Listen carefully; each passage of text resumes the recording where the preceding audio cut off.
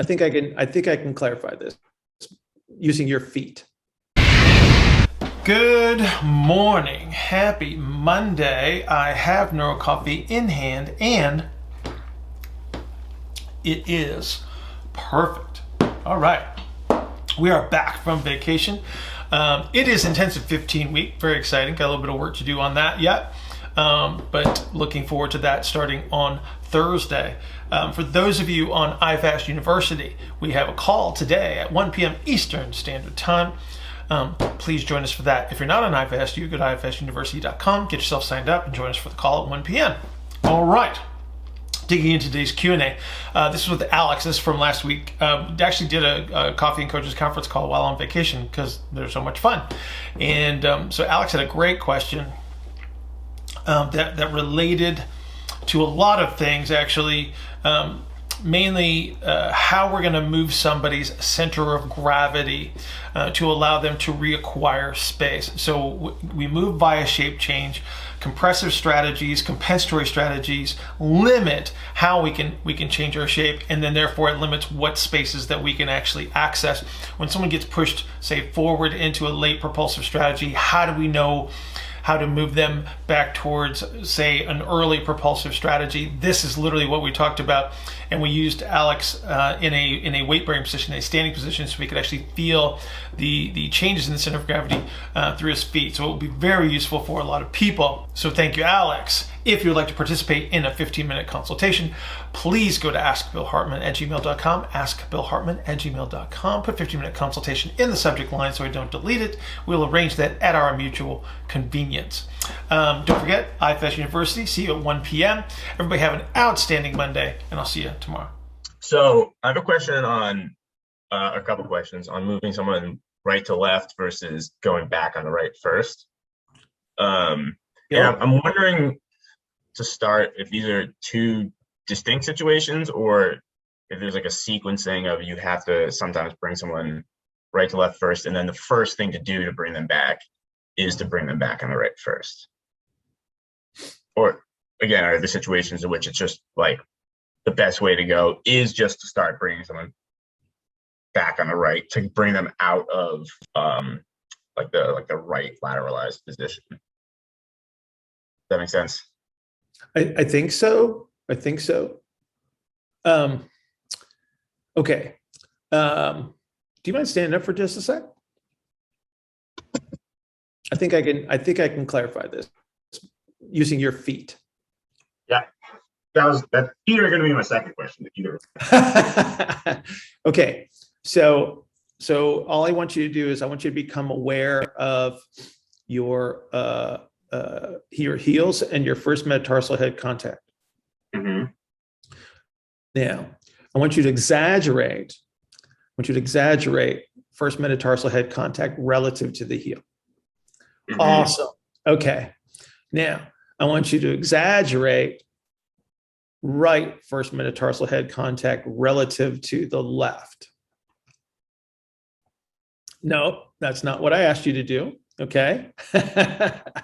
You rolled out to your lateral heel on that one, didn't you?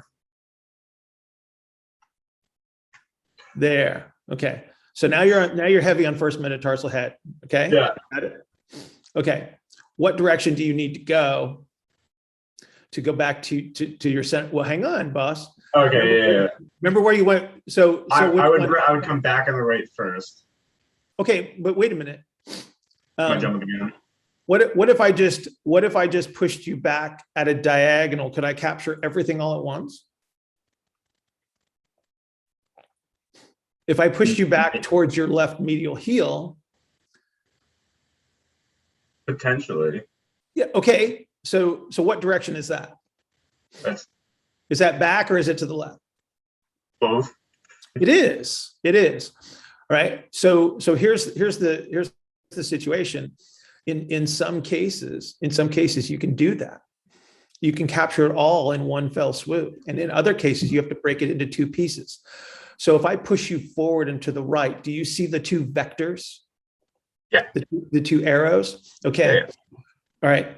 So that's two sides of a triangle, and then there's the hypotenuse of the triangle, which is the resultant direction that you are, and that was you on your first med head. Okay, regardless of archetype,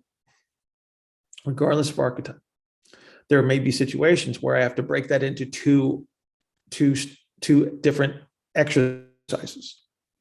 Okay, so for some, it's not a back to the right; it's just back somewhere. Okay. And then for some, it's like, oh, I can bias this a little bit more towards the left, right? Because they have that capacity, right? So that's the difference between doing like a symmetrical hook lying activity versus like an asymmetrical cross connect activity. Do you see the difference in the two? Yeah. Yeah. And symmetrical is going to bring you straight back. Asymmetrical is going to like maybe bring you back on the right first, depending on which side you're doing. Right. And understand that we're speaking subtle differences here. Right. Mm-hmm. Okay. So think about this for a second. Because you're on a diagonal position at that end position, even if I did something that was symmetrical, right? I can create enough posterior expansion that you are moving back into the left at the same time. Do you understand that? Yeah, I mean, you're working off the vector a little bit, but you're still capturing some of it. Yeah. So the thing that you want to recognize here, if you can picture this. So take your forward vector, take your right vector, connect them with the hypotenuse. Okay. You created a triangle. Yeah. Your goal is to get them into that space of the triangle because they're at one point of the triangle. Mm. Okay. So anywhere in that space of the triangle is favorable for the change. Do you see it? Yeah. Yeah. So it's not as sweet as, oh, follow this line, follow that line, right? You got to get people into spaces. Yeah. Okay. Does that help you understand where you're going with it? Oh yeah, big time.